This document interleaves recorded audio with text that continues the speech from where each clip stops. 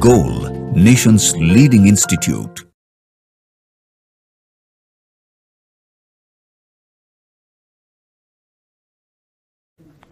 Hello students, myself Chandan Kumar, Physics faculty, Goal Institute. Today we are going to discuss solution of spot test series, test number 12, which was held on 18th of April. ठीक है, physics का section आया था बच्चे, question number 151 से लेके 200 तक. तो 151 से स्टार्ट करते हैं. क्वेश्चन नंबर 1 रिलेटिव वेलोसिटी के ग्राफ से है. तो चलिए सवाल पढ़ते हैं सबसे पहले. तो हाँ, which of the following displacement time graph represents the zero relative speed between the two object A and B. Zero relative speed देखना है हमें, है ना. रिलेटिव स्पीड का मतलब दो ऑब्जेक्ट ए एंड बी है, तो वी ए बी क्या कहलाएगा, velocity of A with respect to B, और ए हो जाएगा V A minus V B. और ये क्या बोल रहा है, ये जीरो होना चाहिए. अब ये जीरो होगा, इसका मतलब V A and V B क्या होना चाहिए, सेम होना चाहिए, है ना. यहाँ पे बच्चे ग्राफ देखेंगे तो आपको ग्राफ दिख रहा होगा किसके किसके बीच में है. यहाँ पे जो ग्राफ है वो है डिस्प्लेसमेंट टाइम ग्राफ. तो डिस्प्लेसमेंट टाइम ग्राफ का जो स्लोप है वो वेलोसिटी बता रहा है. तो ए और बी अगर सेम है वेलोसिटी, तो दोनों का स्लोप भी क्या होना चाहिए, सेम होना चाहिए. और स्लोप किस में सेम दिख रहा है आपको दिख रहा होगा ऑप्शन नंबर 1 में. क्वेश्चन नंबर 151 का करेक्ट ऑप्शन है ऑप्शन नंबर 1. क्लियर है. अगला सवाल देखेंगे, क्वेश्चन नंबर 152.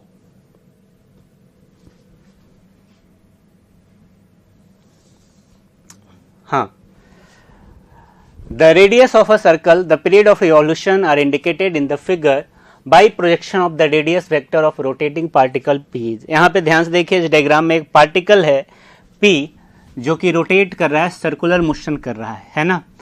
तो हम लोगों ने देखा था, हम लोग एसएचएम को प्रोजेक्शन दिखाते थे, है ना, circular motion, uniform circular motion के फॉर्म में. तो उसी तरीके से यहाँ पे यूनिफॉर्म सर्कुलर मोशन है, इसका इक्वेशन हमें बताना है. और प्रोजेक्शन कहाँ पे देखना है हमें, बाई के ऊपर, बाई एक्सिस के ऊपर प्रोजेक्शन देखना है. ठीक है. अब यहाँ पे अगर हम इक्वेशन लिखें तो बाई इक्वल टू क्या हो जाएगा बच्चे, A sine omega t plus phi हो जाएगा. ठीक है, कोई दिक्कत नहीं है. ए साइन ओमेगा हो जाता है 2 पाई अपॉन टी. यहाँ पे टाइम पीरियड दे रखा है सवाल के अंदर, और टाइम पीरियड कितना है, टाइम पीरियड गिवन है कहीं, हाँ, टाइम पीरियड 6 सेकेंड गिवन है. तो 2 पाई बाई 6 और इंटू टी प्लस 5, है ना. ए की जगह पे पुट कर देते हैं. ए हो जाएगा इसका जो रेडियस है, तो ये हो जाएगा 4 sine pi by 3t plus 5. यही इक्वेशन बन रहा है ना. और इसमें आप जब लिमिट पुट करेंगे बच्चे, यहाँ पे आप देखेंगे लिमिटिंग कंडीशन क्या है कि t इक्वल टू 0 पे, है ना, जो इन्फॉर्मेशन दे रखा है t इक्वल टू 0 पे बाई जो है पार्टिकल यहाँ पे है, तो बाई का वैल्यू कितना हो जाएगा, बाई का वैल्यू हो जाएगा 4. बाई का वैल्यू कितना हो जाएगा 4. तो चलिए पुट कर देते हैं. तो 4 इक्वल टू 4 साइन, है ना, टी 0 पुट कर देंगे तो पाई बाई 3 इंटू टी 0 हो जाएगा, 5 बच जाएगा. 4 साइन 5, साइन 5 इक्वल टू हो गया 1, 5 इक्वल टू हो गया पाई बाई 2. 5 क्या हो गया, पाई बाई 2. अब इस इक्वेशन जो हमें इक्वेशन मिला था इसके अंदर पुट कर लेते हैं. तो y equal to 4 sine pi by 3t plus pi by 2. तो साइन 90 प्लस थीटा हो जाता है कॉस थीटा, तो हो जाएगा 4 cos pi by 3 into T, है ना. क्या हो जाएगा, 4 cos pi by 3 into T. सही ऑप्शन हो जाएगा बच्चे ऑप्शन नंबर 4. तो क्वेश्चन नंबर 152 का करेक्ट ऑप्शन हो जाएगा ऑप्शन नंबर 4. क्लियर है. तो 152 का ऑप्शन नंबर 4. चलिए, समझ में आ गया होगा सोल्यूशन. वैसे भी आपको पता होना चाहिए, इतना करने का जरूरत नहीं है. बाई का वैल्यू मैक्सिमम है, टी इक्वल टू 0 पे कॉस का ही फंक्शन बनेगा, है ना. टी 0 पे कोसाइन फंक्शन ही मैक्सिमम होता है. ठीक है, आगे देखेंगे क्वेश्चन नंबर 153. चलिए, if the external force acting on the system have 0 resultant the centre of मास. क्या बोला जा रहा है कि नेट एक्सटर्नल फोर्स अगर 0 है तो नेट एक्सटर्नल फोर्स अगर 0 हो रहा है, इसका मतलब एक्सेलरेशन ऑफ सेंटर ऑफ मास 0 होगा, है ना। क्या होगा? एक्सेलरेशन ऑफ सेंटर ऑफ मास 0 होगा, और एक्सेलरेशन ऑफ सेंटर ऑफ मास 0 का मतलब है velocity of centre of mass either constant होगा और 0 होगा, दोनों में से कुछ भी हो सकता है ना। अगर कांस्टेंट वेलोसिटी से मूव कर रहा है तो मूव करते रहेगा, कांस्टेंट रह जाएगा और 0 होगा। तो must the centre of mass must not accelerate, है ना। तो एक्सेलरेशन ऑफ सेंटर ऑफ मास क्या हो जाएगा? 0। मस्ट नॉट लिखा हुआ है तो सही बात है ना, क्योंकि ये वाला कंडीशन तो मस्ट है। मे मूव, अब इसमें दोनों चीज हो सकता है, अगर पहले रेस्ट में था सेंटर ऑफ मास तो बाद में भी रेस्ट में रहेगा, और अगर पहले मूव कर रहा था सेंटर ऑफ मास मोशन में था तो उसी कांस्टेंट वेलोसिटी से सेंटर ऑफ मास मोशन करेगा, तो मे मूव भी हो सकता है। तो सही ऑप्शन बन जाएगा बच्चे बोथ 1 एंड 2, यानी कि जो आपका आंसर हो जाएगा ऑप्शन नंबर 4। तो क्वेश्चन नंबर 153 का करेक्ट ऑप्शन है ऑप्शन नंबर 4। क्लियर है? आगे देखेंगे हम लोग question number 154। 154 the total work done on an object is equal to the change in its kinetic energy. क्या बोला जा रहा है? ध्यान से पढ़िए, बर्क एनर्जी थ्योरम का स्टेटमेंट है। द टोटल वर्क डन, हमने बर्क एनर्जी थ्योरम पढ़ा है, क्या है? Work done by all forces equal to change in kinetic energy, है ना। तो सही है, क्या हो जाएगा? ऑलवेज। तो 154 का करेक्ट ऑप्शन हो जाएगा ऑप्शन नंबर 1। क्लियर है बच्चों? ऑलवेज 154 का 1। क्लियर है? वर्क एनर्जी थ्योरम है। आगे देखते हैं क्वेश्चन नंबर 155 देखेंगे हम लोग। The maximum range of a gun on horizontal terrain is 25 kilometre if z equal to 10 metre per second square, what must be muzzle velocity of the shell. ठीक है, तो यहाँ पे हमें दे रखा है रेंज कितना दे रखा है? रेंज दे रखा है बच्चे हमें 25 किलोमीटर, तो r है 25 किलोमीटर। ठीक है, हम लोग जानते हैं प्रोजेक्टाइल मोशन के अंदर रेंज जो होता है वो हो जाता है u square sine 2 theta upon g. क्या हो जाता है? u square sine 2 theta upon g. अब यहाँ पे मैक्सिमम रेंज बोल रहा है, तो फॉर मैक्सिमम आर मैक्स के लिए साइन 2 थीटा क्या हो जाएगा? साइन 2 थीटा हो जाएगा 1। डेट इज रेंज का जो फॉर्मूला बनेगा वो बनेगा r equal to u square upon g, है ना। तो u स्क्वायर हो जाएगा r इंटू जी, और u हो जाएगा रूट अंडर r इंटू जी। ठीक है, पुट कर लेते हैं वैल्यू। r है 25 kilometre, that is 25 into 10 to the power 3, है ना, किलोमीटर है, और g का वैल्यू हो जाएगा बच्चे 10, तो ये हो जाएगा root under 25 into 10 to the power 4, तो ये हो जाएगा 5 into 10 to the power 2, that is 500 metre per second. Correct option हो जाएगा 155 का option number 3, 500 metre per second. Clear है? हाँ, अब अगला सवाल हम लोग देखेंगे question number 156। Which of the following statement is wrong. इनमें से कौन सा स्टेटमेंट रॉन्ग है ये हमें चूज करना है। तो पहला स्टेटमेंट है black surface are better absorber than white one. सही बात है, ब्लैक गुड एब्जॉर्बर होता है। दूसरा, highly polished mirror like surface are very good radiator. Highly polished mirror like surface good radiator. ध्यान दीजिएगा, रेडिएटर बोल रहा है, जो अच्छा एब्जॉर्बर होता है वही अच्छा रेडिएटर भी होता है। तो यहाँ पे जो पॉलिश्ड मिरर है वो एक अच्छा रिफ्लेक्टर है ना। क्या है? अच्छा रिफ्लेक्टर है। तो यह स्टेटमेंट गलत हो जाएगा, ये अच्छा एब्जॉर्ब नहीं करेगा तो अच्छे से रेडिएट भी नहीं करेगा। तीसरा, black surface are better radiator than white one. सही बात है, good absorber are good radiator, तो सही है। Rough surface are better radiator than smooth surface. सही बात है, रफ सरफेस ज़्यादा अच्छा एब्जॉर्ब करेगा तो रेडिएट भी ज़्यादा अच्छा करेगा। तो 156 का सही ऑप्शन हो जाएगा ऑप्शन नंबर 2। क्लियर है?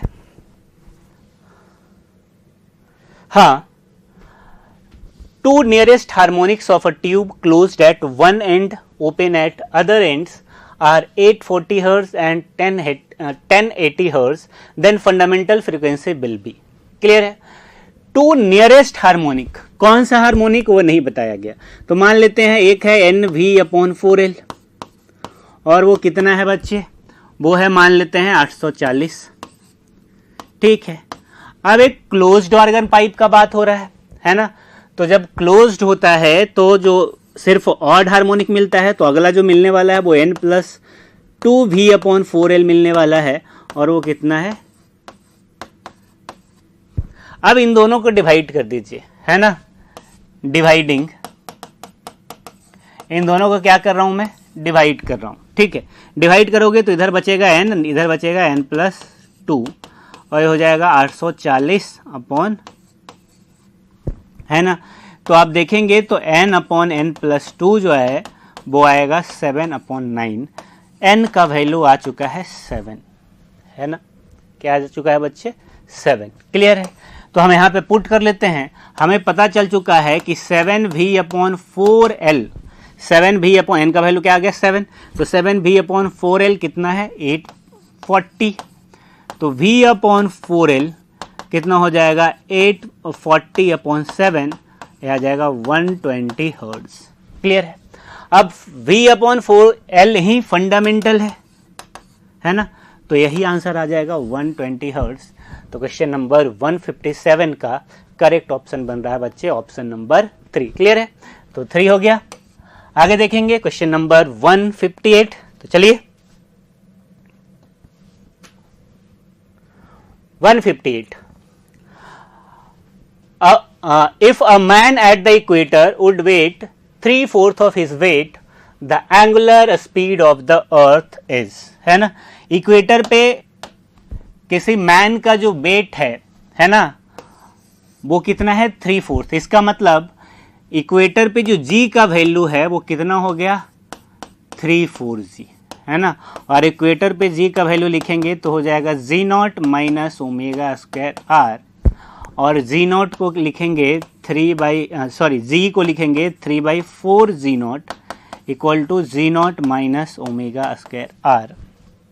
ठीक है, अब यहाँ से आगे बढ़ेंगे तो बच्चे ω²r, है ना, इसको इस तरफ, इसको इस तरफ आ जाएगा g0/4, ω² हो जाएगा g0/4r, और ओमेगा इक्वल टू आ जाएगा 1/2, 1/4 है तो रूट करेंगे तो बाहर आ जाएगा √g0/r। ठीक है, ऑप्शन चूज कर लीजिए, ऑप्शन पहला ही है, तो क्वेश्चन नंबर 158 का करेक्ट ऑप्शन हो जाएगा ऑप्शन नंबर 1। क्लियर है बच्चों, कोई प्रॉब्लम नहीं रहा होगा। अगला सवाल देखेंगे क्वेश्चन नंबर 159। तो चलिए देखते हैं।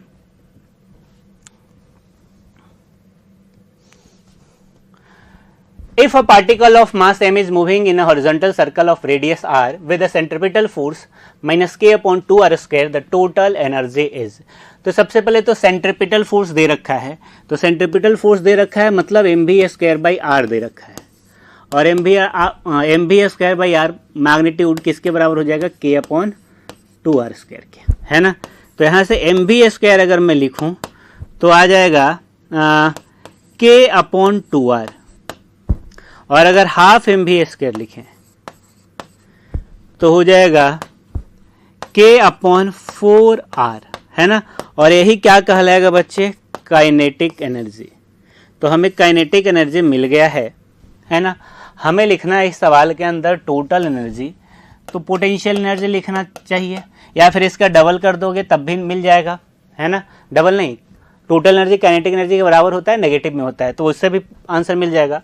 वैसे पोटेंशियल एनर्जी आप चाहो तो लिख सकते हो, पोटेंशियल एनर्जी हो जाएगा -F/dr, तो F लिखेंगे तो हो जाएगा -k/2r² dr, माइनस में तो हो जाएगा k/2r² dr इन्फिनिटी से r, है ना। तो पोटेंशियल एनर्जी इन्फिनिटी पे 0 लेंगे, है ना।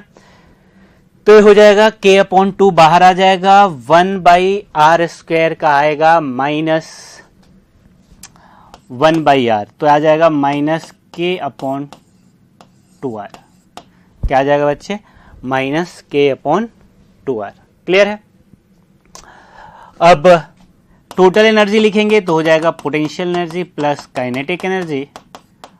पोटेंशियल एनर्जी है माइनस के अपॉन 2r, काइनेटिक एनर्जी है के अपॉन 4r, है ना, और ये आ जाएगा माइनस के अपॉन 4r। ठीक है, तो सही ऑप्शन हो जाएगा ऑप्शन नंबर 4। क्लियर है बच्चों? क्या हो जाएगा? सही ऑप्शन है ऑप्शन नंबर 4। तो देखिए पहले हमने क्या किया, सेंट्रीपिटल फोर्स को हम लोग mv²/r लिख सकते हैं और वो किसके बराबर हो जाएगा, k अपॉन 2r² के। तो यहाँ से हमने हाफ mv² लिख लिया और हमें कितना मिला, k अपॉन 4r। एक तो यहीं से हम लोग लिख सकते थे, total energy minus of kinetic energy होता है तो आंसर आ जाता। नहीं तो पोटेंशियल एनर्जी कैलकुलेट कर सकते थे, वो क्या हो जाएगा, minus of F dot D R.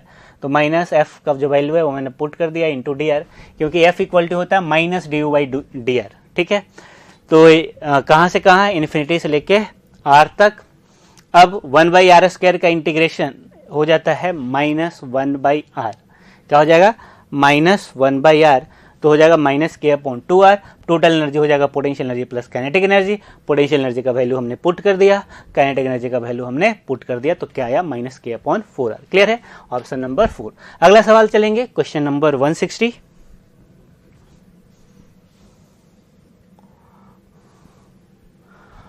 On a new scale of temperature which is linear and called the W scale, the freezing and boiling point of the water are 57 W and 257 W respectively. What will be the temperature on the new scale corresponding to the temperature of 36 degrees Celsius on the Celsius scale? अच्छा, clear है। तो मान लेते हैं W scale पे हमें निकालना है, तो W स्केल को W बोल देते हैं। अब माइनस फ्रीजिंग पॉइंट क्या होता है बच्चे, दे रखा है 57, और नीचे हो जाएगा boiling point minus freezing point, तो हो जाएगा 257 माइनस 57 और इज इक्वल टू, है ना, जब आपने टेम्परेचर स्केल पढ़ा होगा तो इस तरीके से ये वाली क्वांटिटी दोनों में सेम होता है। अगर ये सेल्सियस स्केल का लिखेंगे तो 36 डिग्री सेल्सियस का पूछ रहा है, तो 36 माइनस फ्रीजिंग पॉइंट 0 और boiling point minus freezing point हो जाएगा 100। ठीक है, तो यहाँ से अगर W लिखें तो W माइनस 57 ये हो जाएगा बच्चे 36 अपॉन 100। इधर आएगा 200, तो 200 से मल्टीप्लाई कर दीजिए, है ना, और आगे अगर इसको बढ़ाएंगे तो हो जाएगा W minus 57 is equal to 72। तो W इक्वल टू हो जाएगा 72 प्लस 57, है ना, 129 W। कितना, 129 W। तो 160 का सही ऑप्शन है ऑप्शन नंबर 2। क्लियर है। अगला सवाल देखेंगे, क्वेश्चन नंबर 161। तो चलिए,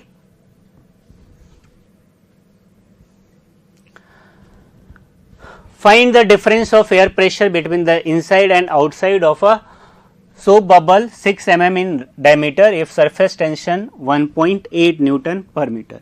सरफेस टेंशन दे रखा है 1.8, रेडियस दे रखा है बच्चे 3 mm, एक्सेस प्रेशर पूछ रहा है, तो डेल्टा पी बबल है, बबल के केस में होता है 4T अपॉन R, तो 4 इंटू टी 1.8 और R हो गया 3 इंटू 10⁻⁻3। ठीक, अब इसको जब आप सॉल्व करेंगे तो ये आ जाएगा 2400। कितना आ जाएगा बच्चे, 2400 न्यूटन पर मीटर स्क्वायर। सही ऑप्शन 161 का ऑप्शन नंबर 3। क्लियर है, तो 161 का करेक्ट ऑप्शन है ऑप्शन नंबर 3। अगला सवाल देखेंगे, क्वेश्चन नंबर 162। आसान सवाल है, फॉर्मूला बेस्ड सवाल था। मैच कॉलम 1 एंड कॉलम 2, है ना। रिफ्लेक्शन, रिफ्लेक्शन का मतलब क्या होता है, रिफ्लेक्शन किससे मैच करेगा, रिफ्रैक्शन किससे मैच करेगा, इंटरफेरेंस किससे मैच करेगा। तो कॉलम 2 के अंदर देखते हैं, हमें समझ में आ जाएगा। रिफ्लेक्शन का मतलब change in path of light without change in medium, सही बात है, तो इसका 2 हो गया। रिफ्रैक्शन के अंदर स्नेल्स लॉ लगता है, तो ये हो गया 3 sin I upon sin R equal to mu. Interference के अंदर light added to light produce darkness, है ना। इंटरफेरेंस के अंदर क्या होता है, bright fringe and dark fringe बनता है, तो इसका हो जाएगा फोर्थ। पोलराइजेशन किसके लिए होता है बच्चा? यूज्ड फॉर रिड्यूसिंग ग्लेयर, तो ये हो जाएगा फर्स्ट। तो 2 3 4 1 देख लीजिए, 2 3 4 1 ऑप्शन नंबर 4 है, तो क्वेश्चन नंबर 162 का करेक्ट ऑप्शन हो जाएगा ऑप्शन नंबर 4। क्लियर है? अगला सवाल देखेंगे, क्वेश्चन नंबर 163।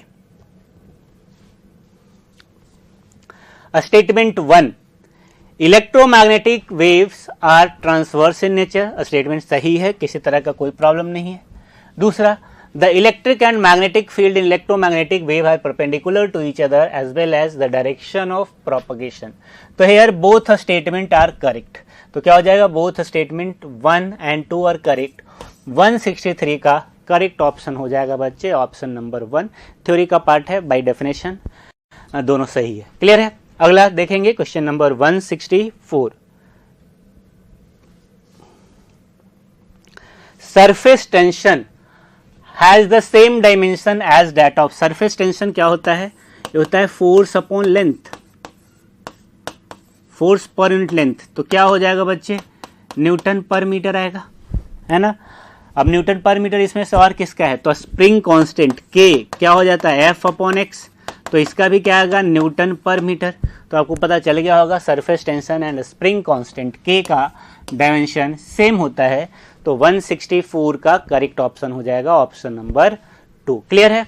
अगला सवाल देखेंगे 165। हाँ 165, a wheel of mass 15 kg has a moment of inertia 375 kg metre square, है ना। तो मास दे रखा है 15 kg, मोमेंट ऑफ इनर्शिया दे रखा है 375 kg metre square. About its own axis the radius of gyration. Radius of gyration, radius of gyration के इक्वल टू होता है बच्चे root over I upon M, है ना। सारा डेटा गिवन है, आई लिखेंगे तो हो जाएगा 375 अपॉन एम लिखेंगे तो हो जाएगा 15। ठीक है, क्लियर है। अब इसको अगर करेंगे तो आ जाएगा root over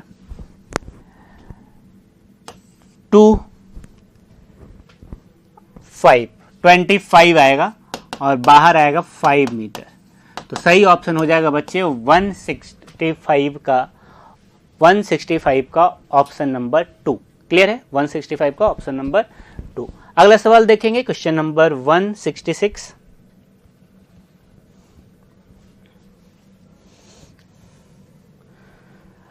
According to Newton's law of cooling, the rate of cooling of a body is proportional to delta theta का पावर n।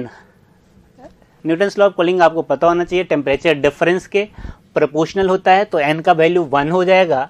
तो सही ऑप्शन हो जाएगा 166 का option number 1, where delta theta is the temperature difference of the body and the surrounding, है ना। तो Newton's law of cooling का स्टेटमेंट है। ठीक है, तो क्या हो जाएगा करेक्ट ऑप्शन ऑप्शन नंबर 3। तो 166 का सही ऑप्शन है ऑप्शन नंबर 3। आगे देखेंगे question number 167।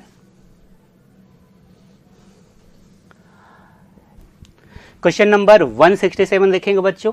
In the case of a sphere falling through a viscous medium it attains terminal velocity when, है ना। स्टेटमेंट्स है, चेक करना है हमें इसमें से। buoyant force becomes equal to force of gravity, viscous force plus force of gravity becomes equal to buoyant force, viscous force plus buoyant force becomes equal to force of gravity। तो यहाँ पे सही option आपको है option number 3। Fourth option है viscous force is 0। थोड़ा सा समझा देता हूँ क्या होता है जब कोई स्फेरिकल बॉडी विस्कस मीडियम में मूव कर रहा होता है। तो जब विस्कस मीडियम के अंदर कोई स्फेरिकल बॉडी मूव करता है तो उसके ऊपर 2 फोर्स आते हैं। एक तो बॉयंसी लग रहा होगा, बॉयंट फोर्स, ठीक है, और दूसरा वेलोसिटी के वजह से अपोजिट डायरेक्शन में एक लिक्विड के वजह से फ्रिक्शन आएगा विस्कस मीडियम की वजह से, जिसको विस्कस फोर्स भी बोलेंगे, है ना। तो ये हो गया viscous force and buoyant force. नीचे लगेगा वेट ऑफ द बॉडी, है ना, that is force of gravity. तो जब एक्सेलरेशन 0 हो जाता है उस समय बॉडी का जो वेलोसिटी होता है वो टर्मिनल वेलोसिटी कहलाता है, और उस समय बॉयंट फोर्स और विस्कस फोर्स दोनों मिलके फोर्स ऑफ ग्रेविटी को बैलेंस कर लेता है। तो viscous force plus buoyant force becomes equal to the force of gravity. सही ऑप्शन हो जाएगा बच्चे ऑप्शन नंबर 3। क्लियर है? When a point source of light is at a distance of 0.5 meter from a photocell, the cutoff voltage is found to be V. If the same source is placed at 1 meter distance from the photocell, the cutoff voltage। अब यहाँ पे आपको समझना पड़ेगा, जब आप source को दूर करेंगे, है ना, पहले कितना पे था डिस्टेंस पे, तो सोर्स था 0.5 मीटर पे फोटोसेल से, ठीक है। बाद में आपने क्या किया कि आपने डिस्टेंस को बढ़ा दिया गया, सोर्स वही है, आर बढ़ा दिया गया। आर बढ़ाने से बच्चे इंटेंसिटी पे फर्क पड़ता है। Intensity is inversely proportional to R square होता है, ठीक है। तो इंटेंसिटी में तो फर्क आ जाएगा, क्या कट ऑफ वोल्टेज में फर्क आएगा? नहीं, कट ऑफ वोल्टेज डिपेंड करता है फ्रीक्वेंसी ऑफ लाइट पे। तो जब तक सोर्स चेंज नहीं करोगे फ्रीक्वेंसी वही रहेगा, और फ्रीक्वेंसी वही रहेगा तो कट ऑफ वोल्टेज भी वही रहेगा। तो अगर पहले V था कट ऑफ वोल्टेज, तो अब भी कट ऑफ वोल्टेज क्या होगा? V ही रहेगा। तो सही ऑप्शन हो जाएगा 168 का ऑप्शन नंबर 4। क्लियर है? 168 का करेक्ट ऑप्शन हो जाएगा ऑप्शन नंबर 4। अगला सवाल देखेंगे बच्चे 169।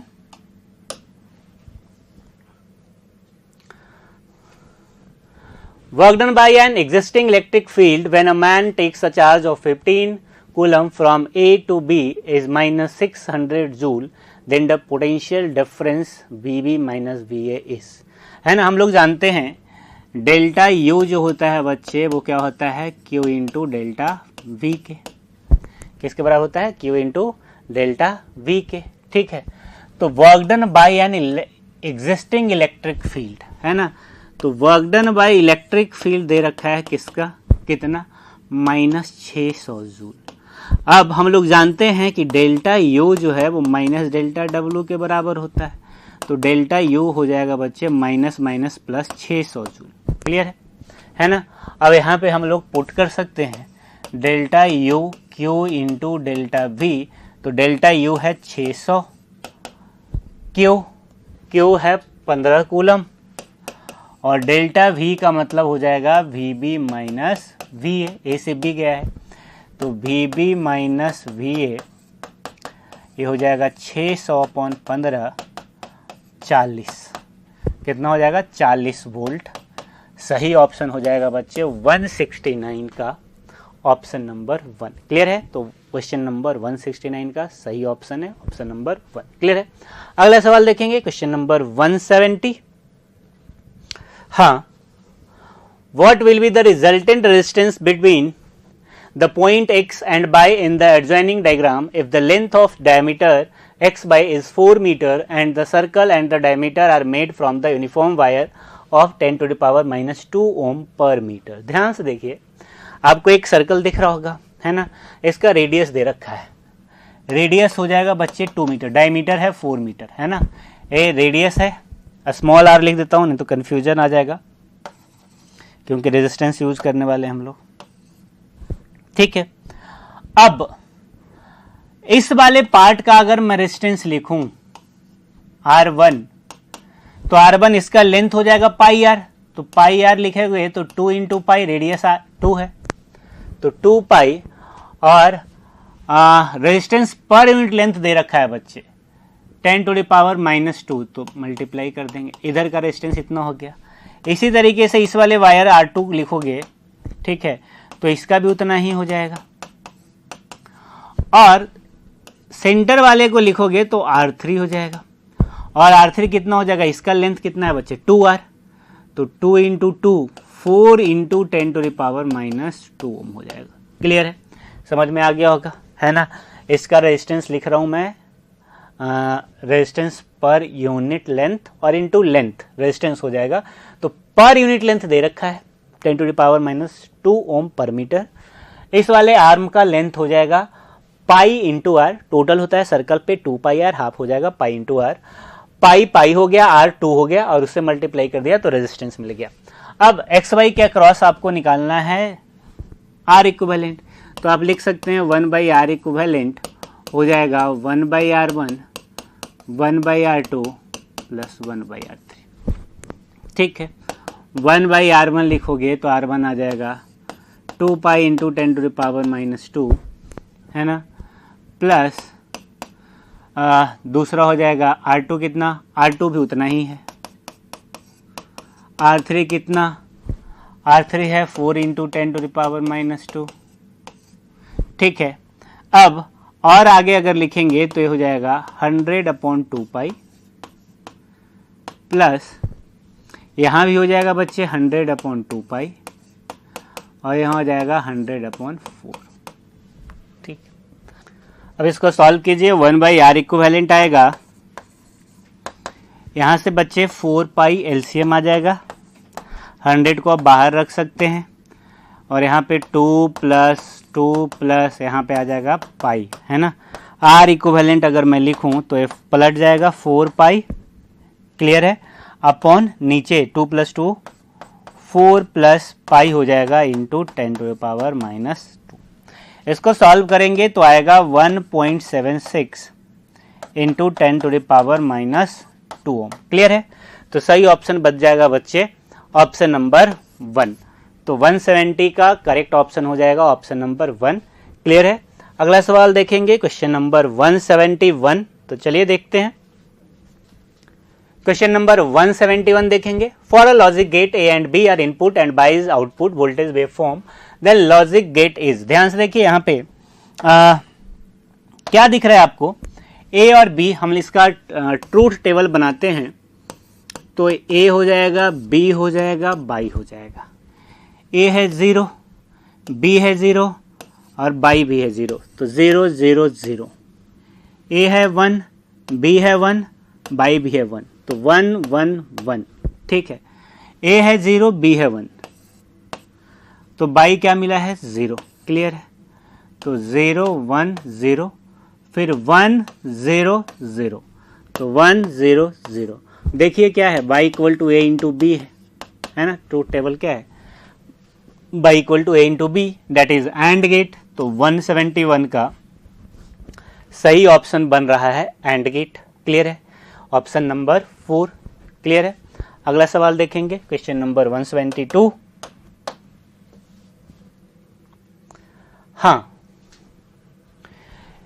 इन Young's double slit experiment wavelength of light is 6000 angstrom, तो यह है 6000 6000। ठीक है, then the phase difference between the light wave reaching the fourth bright fringe from the central fringe will be. Fourth bright के लिए डेल्टा एक्स कितना हो जाता है बच्चे, 4 लैम्डा। सेंट्रल ब्राइट के लिए पाथ डिफरेंस 0, फर्स्ट के लिए लैम्डा, दूसरे के लिए 2 लैम्डा, तीसरे के लिए 3 लैम्डा, फोर्थ के लिए 4 लैम्डा। तो डेल्टा एक्स हो गया 4 लैम्डा। डेल्टा फाई हमें लिखना है, डेल्टा फाई होता है 2 pi by lambda into delta x, तो 2 pi by lambda into delta x लिखेंगे तो हो जाएगा 4 लैम्डा। तो लैम्डा से लैम्डा कट जाएगा और ये आएगा 8 पाई। तो सही ऑप्शन हो जाएगा 172 का ऑप्शन नंबर 2। क्लियर है, तो 172 का करेक्ट ऑप्शन है ऑप्शन नंबर 2। अगला सवाल देखेंगे question number 173। A current I equal to 6 sin 200 pi t A is passed in a coil which induces a maximum EMF in the second coil. The mutual inductance between the coils, है ना। तो E क्या हो जाता है बच्चे, E हो जाता है M/dI/dt। ठीक है, तो M अगर लिखेंगे तो क्या हो जाएगा, E upon induced EMF upon DI/dt। ठीक है, DI/dt कैसे मिलेगा, तो DI/dt का जो मैक्सिमम वैल्यू होगा, तो I दे रखा है 6 साइन 200 पाई t और DI/dt लिखेंगे तो हो जाएगा 6 इंटू 200 पाई आगे आ जाएगा और साइन का हो जाएगा cos 200 pi t। Differentiate after differentiation DI/dt। Clear है, तो ये हो गया 1200 पाई cos 200 पाई t। ठीक, ओके। अब बोल रहा है कि which induces a maximum EMF, maximum EMF induce हुआ है, मतलब कि DI/dt भी मैक्सिमम रहा होगा, M तो कांस्टेंट होगा, तो तो D I upon D T का मैक्सिमम वैल्यू अगर लिखें D I upon D T max, तो इसका जो एम्पलीट्यूड है वो कितना है 1200 पाई, है ना 1200 पाई। तो चलिए पुट कर लेते हैं, ई हो गया 12 पाई और इधर हो गया 1200 पाई, तो 1/100 और लिख सकते हैं 10 मिली हेनरी। क्या लिख सकते हैं 10 मिली हेनरी। 173 का सही ऑप्शन हो जाएगा ऑप्शन नंबर 3। क्लियर है? तो 173 का करेक्ट ऑप्शन है ऑप्शन नंबर 3। अगला सवाल देखेंगे question number 174। The current in a conductor varies with time t is I equal to, दे रखा है देखिए I इक्वल टू 2 + 2t। एक करंट का फंक्शन है टाइम के फॉर्म में, where I is in ampere and t is in second. Electric charge flowing through a section of conductor during t equal to 1 to 4 second is, है ना। I को क्या लिख सकते हैं हम लोग, I हो जाएगा dq अपॉन dt, हो जाएगा 2 + 2t, dq इक्वल टू हो जाएगा 2 + 2t इंटू dt, और इसको इंटीग्रेट कर देंगे, और इंटीग्रेट करेंगे तो जो लिमिट हम लोग डालेंगे, है ना, dq वो क्या हो जाएगा 2 + 2t dt, हमारा लिमिट होगा 1 से लेके 4। अब इसको अगर इंटीग्रेट करेंगे तो ये 2t आएगा और प्लस t स्क्वायर आएगा, 4 और 1, 4 पुट करोगे तो 8 + 16 8 प्लस 16, और अगर 1 पुट करोगे तो माइनस में आएगा 2 + 1, तो ये हो गया 24 - 3 21। क्या है 21 कूलम। 174 का सही ऑप्शन हो जाएगा ऑप्शन नंबर 2। क्या हो जाएगा ऑप्शन नंबर 2। क्लियर है बच्चों? अगला सवाल देखेंगे 175, बहुत आसान है। 175, in given circuit current flowing in zener diode will be, zener diode में करंट पूछ रहा है इधर से IZ, है ना। अब हमें पता है कि इस रेजिस्टेंस के अक्रॉस वोल्टेज 12 वोल्ट है, तो 12 वोल्ट है तो इसके थ्रू मैं करंट I1 लिख सकता हूं और इधर करंट I लिख सकता हूं, है ना। तो अगर मैं I1 लिखूं तो I1 हो जाएगा, इसके अक्रॉस वोल्टेज 12 है, 12/2 किलो ओम, 6 मिली एम्पियर आ जाएगा, कोई दिक्कत नहीं। और अगर इसके अक्रॉस 12 वोल्ट है बच्चे, टोटल 30 वोल्ट है, तो इसके अक्रॉस आया होगा 18 वोल्ट। तो यहां से भी करंट I लिख सकता हूं मैं, जो बैटरी से करंट जा रहा है वो हो जाएगा 18/900। ठीक है, ये कितना आएगा जी, ये आएगा 20 मिली एम्पियर। ठीक है, कितना 20 मिली एम्पियर। अब IZ जो है वो IZ किसके बराबर होगा, तो इधर से 20 गया, जिसमें से 6 इधर चला गया, तो इधर कितना गया होगा, तो इधर गया होगा I - I1, 20 है -6, 14 milli ampere, option number 1।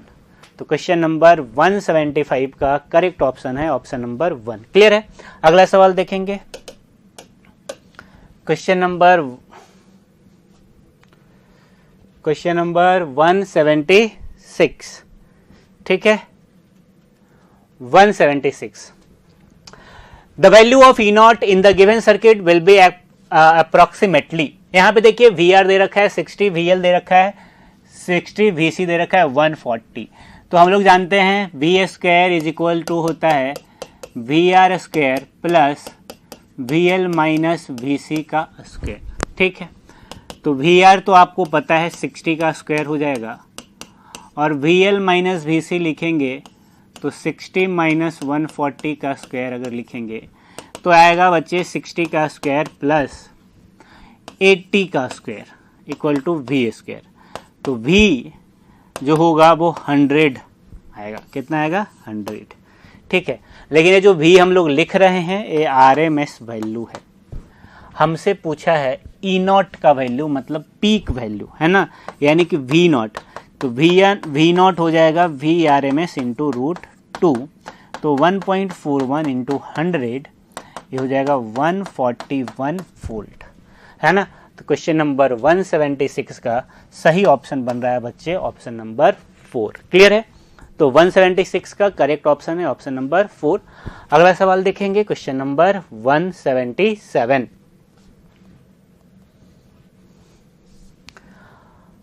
A coil had 500 turns. The radius of each turn is 40 centimeter.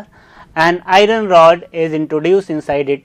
Find the magnetic field at the center when the current in the coil is 8 ampere. Number of turns n दे रखा है कितना 500, ठीक है। r radius दे रखा है बच्चे 0.4 metre, ठीक है। म्यू आर दे रखा है 42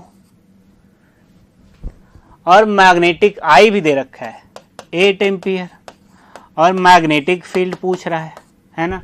सर्कुलर कॉइल रहा होगा, है ना। तो मैग्नेटिक फील्ड हम लोग जानते हैं क्या हो जाएगा, n नंबर्स ऑफ टर्न्स है तो n into mu not I upon 2r, है ना। एक टर्न से कितना होता है mu not I upon 2r, तो mu not I upon 2r और इंटू म्यू आर भी हो जाएगा क्योंकि रिलेटिव परमिटिविटी भी दे रखा है। तो इसको जब सॉल्व करेंगे तो n का वैल्यू हो जाएगा 500, म्यू नॉट का वैल्यू हो जाएगा 4 pi into 10 to the power -7, I का वैल्यू हो जाएगा 8, म्यू आर का वैल्यू हो जाएगा 42, 2 इंटू 0.4। क्लियर है, क्लियर है। अब इसको सॉल्व करेंगे, है ना, इसको सॉल्व करेंगे बच्चे तो आएगा 0.264 टेस्ला ऑलमोस्ट। तो 177 का सही ऑप्शन है ऑप्शन नंबर 3। क्लियर है। तो 177 करेक्ट ऑप्शन हो गया ऑप्शन नंबर 3। क्लियर है बच्चों। अगला सवाल देख लेते हैं question number 178। A convex lens is made up of 3 different material as shown in figure. For a point object placed on its axis, the number of image. Number of image 3 हो जाएगा क्योंकि यहाँ पे 3 लेंस है। यहाँ पे अगर कोई ऑब्जेक्ट रखोगे तो एक लेंस ए है, एक लेंस ए है और एक लेंस ए है, तो नंबर ऑफ इमेज कितना हो जाएगा 3। नंबर ऑफ इमेज कितना हो जाएगा बच्चे 3। तो जितना पार्ट है उतना लेंस बन रहा है, 3 लेंस है 3 इमेज होगा, तो सही ऑप्शन हो जाएगा 178 का ऑप्शन नंबर 2। क्लियर है। तो 178 सही ऑप्शन है ऑप्शन नंबर 2। क्लियर है। आगे देखते हैं।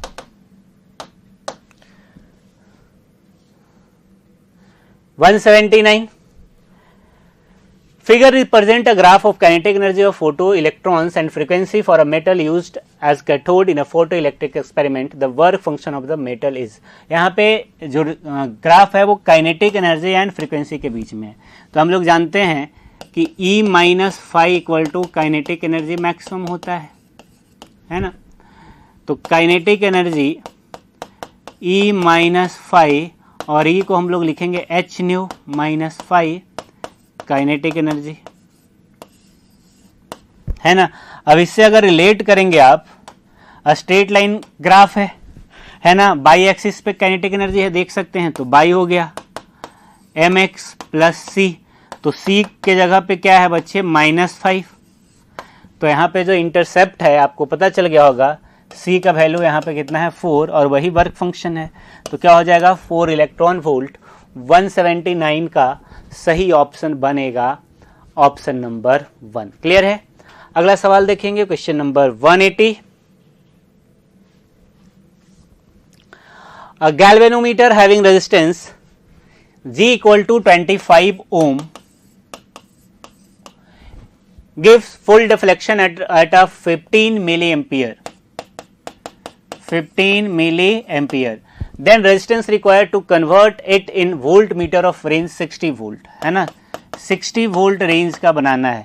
V इक्वल टू हो जाता है बच्चे IG R plus RH, RG plus RH, जो भी हम रेजिस्टेंस बाहर से लगा रहे हैं। तो V दे रखा है 60, ठीक है।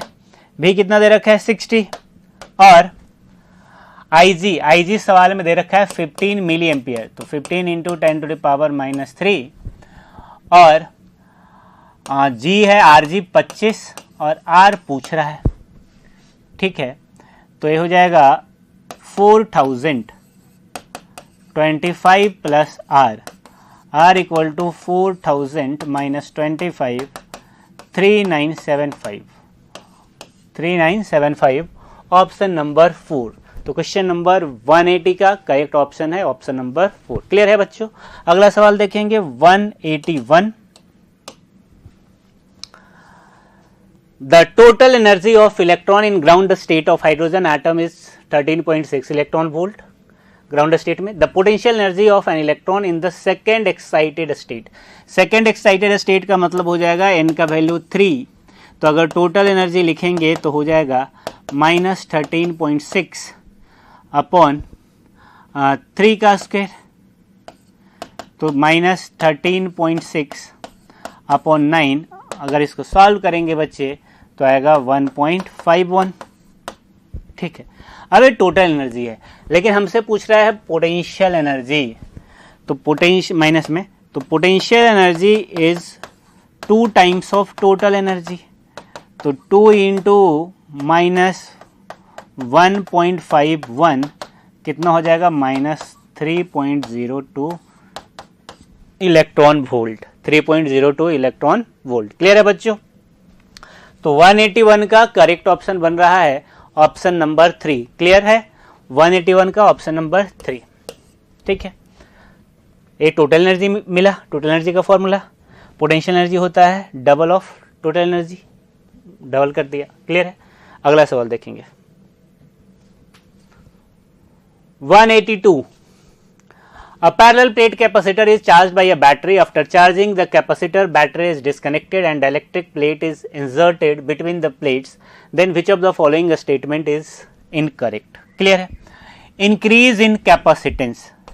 ठीक है, तो C जो होता है बच्चे वो होता है KA epsilon not upon D, और अगर आपने डाइलेक्ट्रिक इंसर्ट किया मतलब K आया है तो कैपेसिटेंस इंक्रीज हुआ है। सही बात है, कोई दिक्कत नहीं है ना। हमें इसमें से इनकरेक्ट स्टेटमेंट ढूंढना है।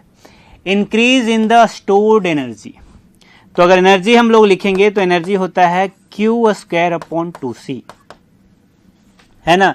यानी कि जो एनर्जी स्टोर्ड है इनवर्सली प्रोपोर्शनल टू C है, क्योंकि चार्ज तो कांस्टेंट रहेगा, बैटरी से डिस्कनेक्ट कर दिया है, बैटरी इज डिस्कनेक्टेड, तो चार्ज जो है वो कैपेसिटर पे कांस्टेंट रहेगा, तो U इनवर्सली प्रोपोर्शनल C है, मतलब कि C बढ़ेगा तो U घटेगा। यहाँ पे बोल रहा है increase in the stored energy, गलत स्टेटमेंट, गलत मिल चुका है। आगे भी चेक कर लेते हैं वैसे। Decrease in the potential difference, तो पोटेंशियल डिफरेंस घट जाएगा क्योंकि B क्या होता है Q अपॉन C, है ना, और C बढ़ गया है, Q कांस्टेंट है तो V घट जाएगा, तो सही है। Decrease in the electric field, B घट रहा है बच्चे तो पोटेंशियल डिफरेंस घट रहा है तो इलेक्ट्रिक फील्ड भी घटेगा, तो इसमें से गलत ढूंढना था और सही आंसर हो जाएगा इसका ऑप्शन नंबर 2। तो 182 का करेक्ट ऑप्शन है ऑप्शन नंबर 2, माफ कीजिएगा। हाँ, अगला सवाल देखेंगे question number 183। Two parallel beams of electrons moving in a same direction, magnetic force between them. अब आपको पता होना चाहिए, दो अगर वायर सेम डायरेक्शन में करंट फ्लो होता है ना, तो इन दोनों के बीच में क्या लगता है, फोर्स ऑफ अट्रैक्शन, है ना। अब यहाँ पे वायर की जगह पे क्या है, इलेक्ट्रॉन, बीम्स ऑफ इलेक्ट्रॉन। तो इलेक्ट्रॉन अगर सेम डायरेक्शन में मूव कर रहा है तो अपोजिट डायरेक्शन में दोनों का करंट हो जाएगा, मतलब करंट भी सेम डायरेक्शन में होगा तो अट्रैक्शन होगा, तो क्या होगा, अट्रैक्ट्स टू ईच अदर। तो 183 का करेक्ट ऑप्शन हो जाएगा ऑप्शन नंबर 1। अगला सवाल देखेंगे क्वेश्चन नंबर 184।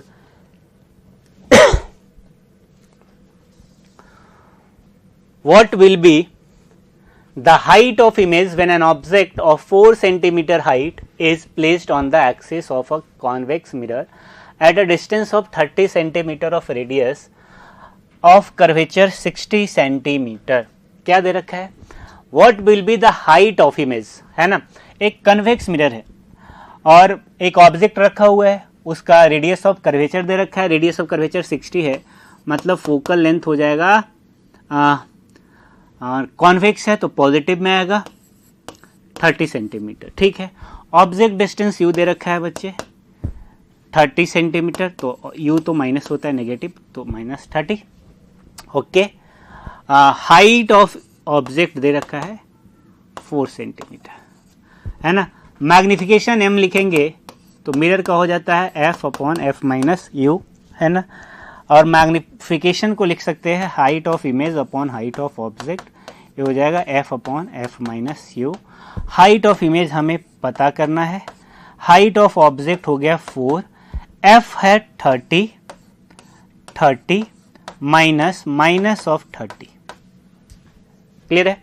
यहाँ से सॉल्व करेंगे आगे, तो height of image upon 4 equal to, देखो बच्चे 30 अपॉन 60 हो जाएगा 1/2,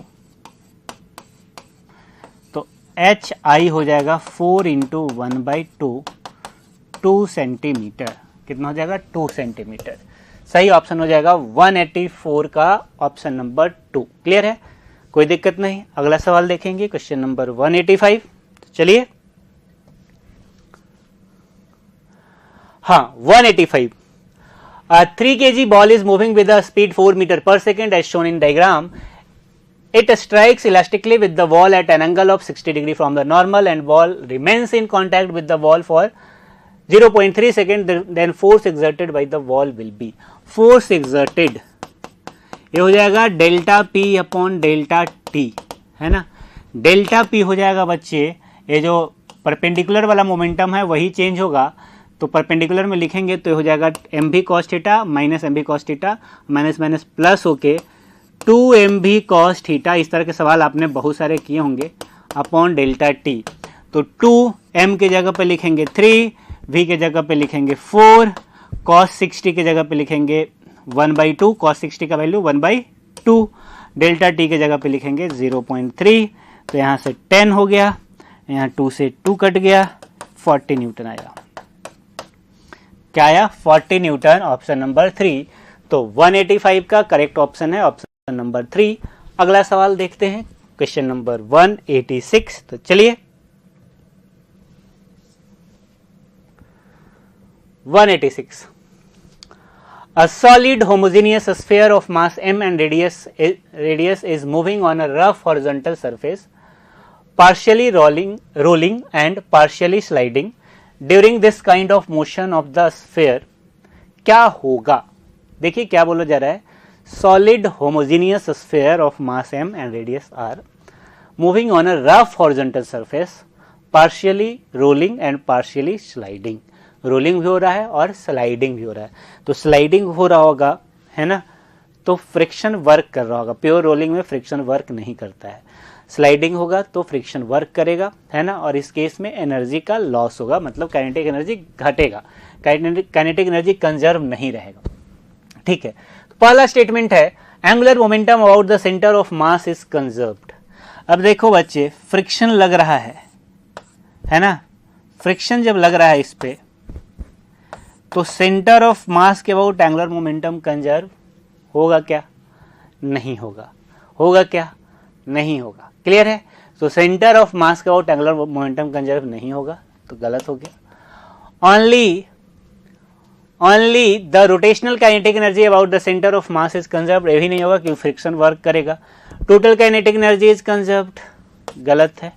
the angular momentum of the sphere about the point of contact with the plane of is conserved. हाँ, पॉइंट ऑफ कॉन्टैक्ट के अबाउट देखेंगे तो जो टॉर्क है 0 हो जाएगा, फ्रिक्शन का टॉर्क नहीं लगेगा। सेंटर ऑफ मास के अबाउट लिखेंगे तो फ्रिक्शन का टॉर्क आएगा, और जब फ्रिक्शन का टॉर्क आएगा, है ना, तो जब टॉर्क होगा तो एंगुलर मोमेंटम कंजर्व नहीं रहेगा।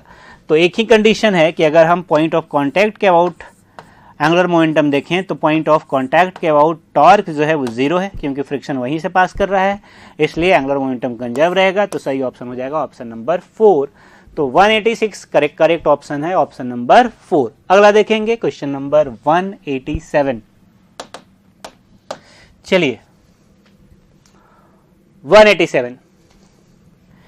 If 2 mole of an ideal gas goes through the process A to B, B to C, given that T equal to 600 Kelvin, TC equal to 600 Kelvin, if PA upon PB equal to 6/1, then the heat supplied to the gas, heat supplied पूछ रहा है।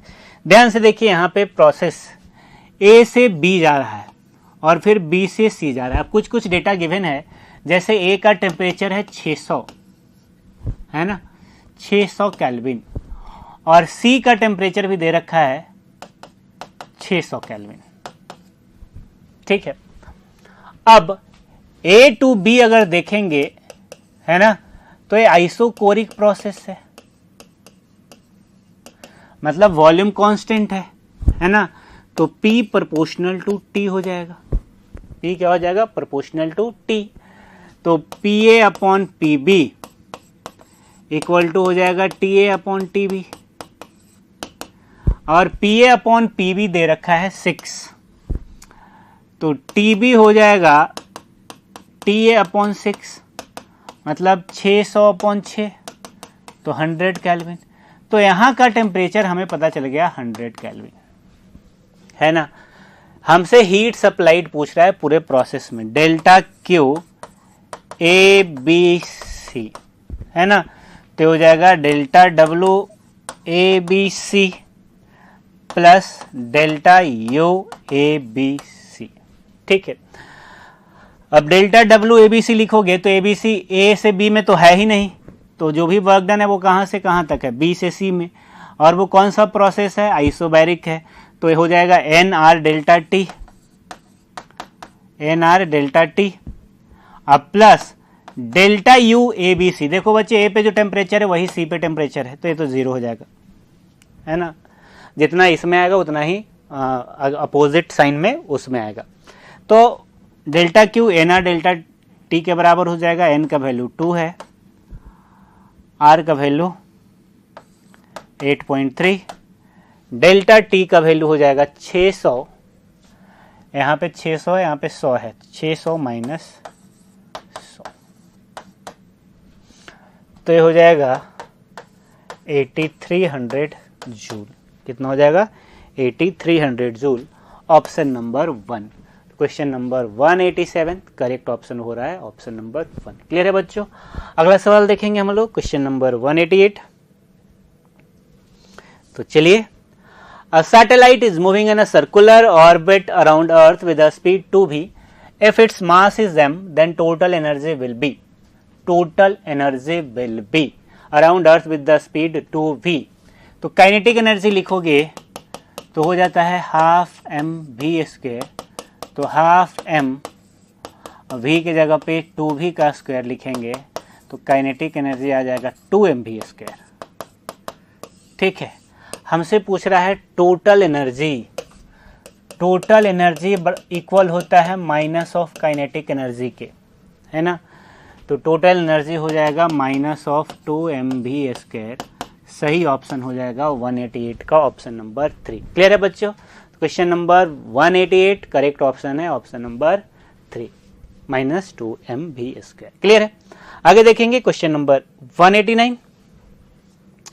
अ wheel having moment of inertia 4 kg metre square, I दे रखा है 4 kg metre square, about its vertical axis rotates at the rate of omega दे रखा है 180 RPM, तो रिवॉल्यूशन हो जाएगा 2 पाई पर मिनट हो जाएगा 60, आएगा 6 पाई रेडियन पर सेकेंड। ठीक है, कितना आ जाएगा जी? 6 पाई रेडियन पर सेकेंड। अब यहाँ से हम लोग अल्फा भी लिख सकते हैं, तो अल्फा हो जाएगा, फाइनली रुक रहा है तो omega T minus omega naught upon T, तो हो जाएगा 6 पाई अपॉन टाइम कितना 30 सेकेंड, तो हो जाएगा पाई अपॉन 5 रेडियन पर सेकेंड स्क्वायर। ये आ गया अल्फा। हमसे पूछ रहा है टॉर्क, टॉर्क हो जाता है बच्चे आई इंटू अल्फा। आई का वैल्यू है यहाँ पे, आई का वैल्यू है 4 और अल्फा का वैल्यू है π/5, तो हो गया 4π/5 न्यूटन मीटर, है ना। सही ऑप्शन आपको दिख रहा होगा, ऑप्शन नंबर 4 हो जाएगा 189 का। क्लियर है बच्चों? क्वेश्चन नंबर 190 देखेंगे हम लोग। A steel wire has a length of 80 centimeter which is under a constant tension of 200 Newton. The speed of the transverse wave that can be produced in the wire will be, है ना। तो speed of transverse wave पूछ रहा है, v क्या हो जाता है बच्चे? √T/m, mu. ठीक है, तो टी तो दे रखा है, टी है 200 न्यूटन, म्यू लिखना पड़ेगा। म्यू हो जाएगा मास स्टील वायर का 4 × 10⁻³ अपॉन एल, जो कि हो जाएगा 0.8। ठीक है, तो हो जाएगा 5 × 10⁻³ अगर स्पीड ऑफ वेव लिखना चाहते हैं तो टी हो जाएगा 200 अपॉन 5 × 10⁻³ ठीक है, अब इसको और आगे सॉल्व करेंगे तो हो जाएगा ये हो जाएगा बच्चे 40 × 10⁻³ और हो जाएगा 4 × 10⁻⁴ 2 × 10⁻², 200 मीटर पर सेकेंड। यही बन रहा है ऑप्शन नंबर 2। तो 190 का करेक्ट ऑप्शन आएगा ऑप्शन नंबर 2। अगला सवाल देखेंगे, बहुत आसान था, फॉर्मूला बेस्ड था। अगला सवाल देखते हैं हम लोग, क्वेश्चन नंबर 191। हाँ, minimum angular velocity omega so that 2 kg will not fall down. अच्छा, 2 kg नीचे नहीं गिरना चाहिए। नीचे क्या लग रहा होगा बच्चे, इस पे mg, ऊपर क्या लग रहा होगा, फ्रिक्शन, है ना। तो friction must be greater than mg। Friction लिखेंगे तो क्या लिखेंगे, mu into N, greater than equal to mg होना चाहिए। तो मिनिमम पूछ रहा था, इक्वल कर लेते हैं म्यू।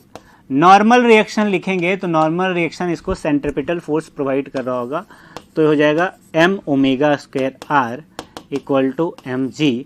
m से m कट गया, है ना। ω² हमसे पूछ क्या रहा है, एंगुलर वेलोसिटी पूछ रहा है। ω² हो जाएगा g अपॉन म्यू आर के। ओमेगा हो जाएगा √g अपॉन म्यू आर के। g का वैल्यू है 10, म्यू का वैल्यू गिवन है 1/2, r का वैल्यू है 0.8। क्या है, 0.8। क्लियर है बच्चों। तो यहाँ से आप देखेंगे तो आ जाएगा, हो जाएगा √20 200/8 200/8 और ये हो जाएगा 25 और हो जाएगा 5 रेडियन पर सेकेंड। सही ऑप्शन हो गया ऑप्शन नंबर 3। तो क्वेश्चन नंबर 191 का सही ऑप्शन बन रहा है बच्चे ऑप्शन नंबर 3। चलिए, बहुत आसान था। अगला सवाल देखेंगे, question number 192। Assertion: a proton and a electron with same momentum enters in a magnetic field in a direction at right angle to the line of force. The radius of the path followed by them will be same. ठीक है, पहले तो हम r देख लेते हैं। Radius का formula क्या होता है जी, mb/qb। ठीक है, अब प्रोटॉन है और इलेक्ट्रॉन है, तो चार्ज तो दोनों पे सेम ही होता है। मैग्नेटिक फील्ड कांस्टेंट हो गया, q कांस्टेंट हो गया, तो r प्रोपोर्शनल होगा मोमेंटम के, है ना। और इसमें बोल रहा है कि विद सेम मोमेंटम, तो मोमेंटम भी सेम है।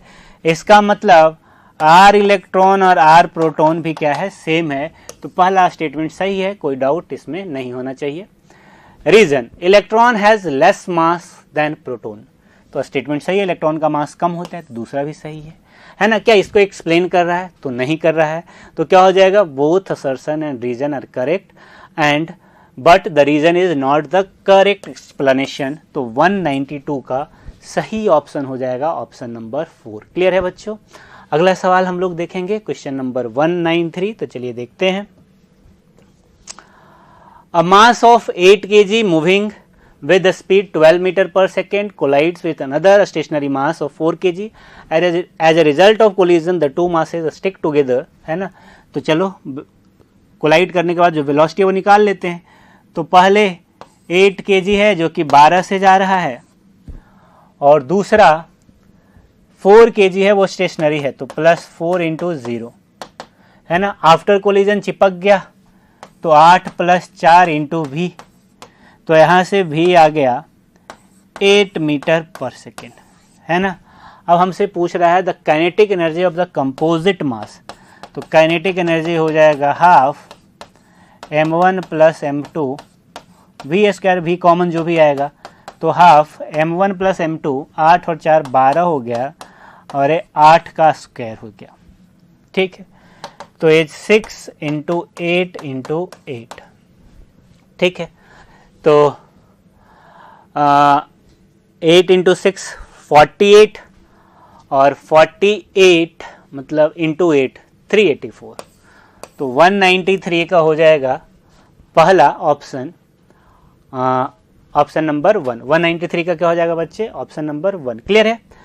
तो आगे देखेंगे अगला सवाल। ये आ जाएगा, इसको लिख देता हूं मैं यहाँ पे, ये आ जाएगा 384 जूल। क्लियर है? और सही ऑप्शन है ऑप्शन नंबर 1। चलिए अगला सवाल देखते हैं।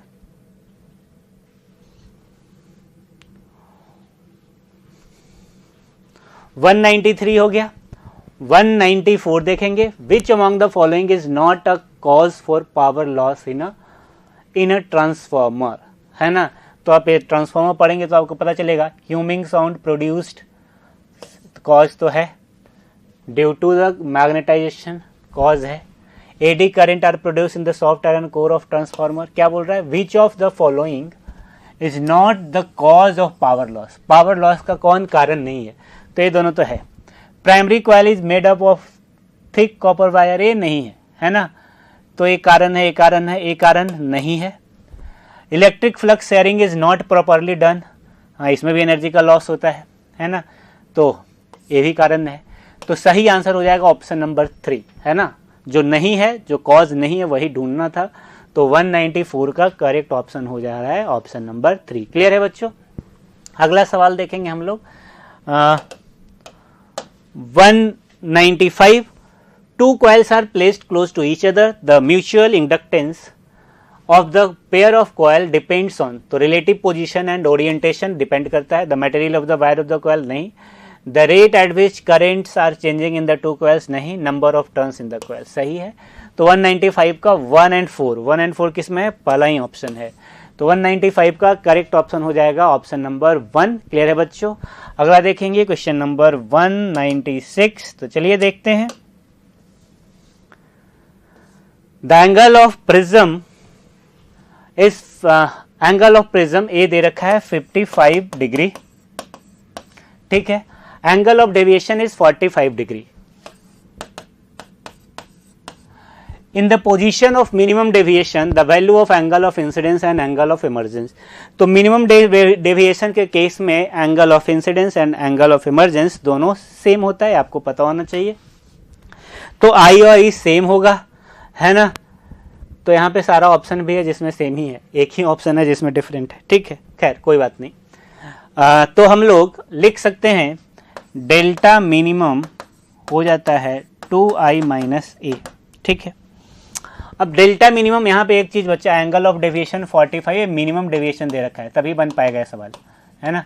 तो ये मिनिमम डेविएशन है, मिनिमम डेविएशन का केस है उसी में। तो मिनिमम डेविएशन हो जाएगा 45, 2I माइनस ए है 55। ठीक है बच्चे, तो यहाँ से अगर मैं लिखना चाहूँ तो 2I हो जाएगा 45 प्लस 55, तो 2I equal to 100, I equal to 50। और I और E बराबर होता है, तो वो दोनों कितने हो जाएंगे? 50 एंड 50। सही ऑप्शन हो जाएगा ऑप्शन नंबर 4। क्वेश्चन नंबर 196 का करेक्ट ऑप्शन है ऑप्शन नंबर 4, है ना? डेविएशन को मिनिमम डेविएशन समझना है तभी सवाल बन पाएगा, है ना? क्लियर है? तो अगला सवाल देखेंगे question number 197। A bar magnet is demagnetized by inserting it inside a solenoid of length 60 cm, 500 turns and carrying a current of 3 ampere. The coercivity of the bar magnet. H पूछ रहा है। H हो जाता है बच्चे B upon mu naught, और B हो जाता है mu not an I solenoid के अंदर, है ना? सोलोनाइड के अंदर इंसर्ट किया जा रहा है अपॉन म्यू नॉट। तो H हो जाएगा N इंटू आई। n का वैल्यू, n स्मॉल n होता है number of turns per unit length, तो 500 पर यूनिट लेंथ लिखेंगे तो 0.6 मीटर में है 500, है ना? और इंटू आई, आई हो जाएगा 3। ठीक है, आई कितना हो जाएगा? 3 एम्पियर। तो 3 से 2500 कितना आ रहा है 2500 एम्पियर मीटर। 197 का सही ऑप्शन बन रहा है बच्चे ऑप्शन नंबर 2। क्लियर है, 197 करेक्ट ऑप्शन है ऑप्शन नंबर 2। अगला सवाल देखेंगे क्वेश्चन नंबर 198। हाँ, 4 point charge -q 4q and 4q मान लीजिए are placed at each corner of a square. एक स्क्वायर है, ठीक है, एक पे -q रखा, एक पे -q रखा, एक पे 4q रखा और एक पे 4 कैपिटल Q रखा है ना। Each corner the relation between Q and Q for which the potential at the centre of the square is 0। Centre पे पोटेंशियल 0 होना चाहिए। देखो बच्चे डिस्टेंस हर जगह सेम ही होगा, तो इधर भी d होगा, इधर भी d होगा, इधर भी d होगा और इधर भी d होगा। तो सबके वजह से पोटेंशियल लिखोगे तो हो जाएगा -kq/d -kq/d plus 4kq/d plus 4kq/d equal to 0 है ना।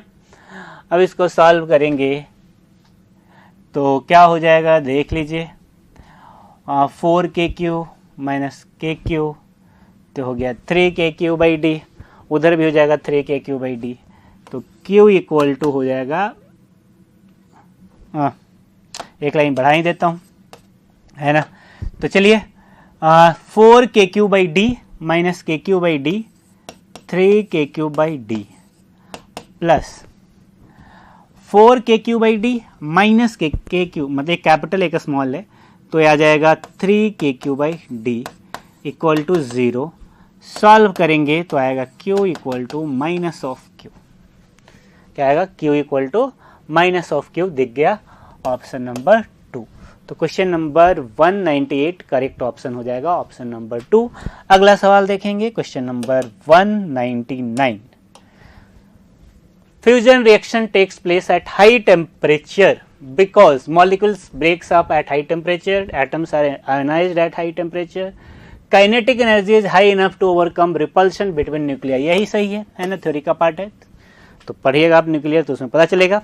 अगला सवाल देखेंगे क्वेश्चन नंबर 200 और लास्ट क्वेश्चन है।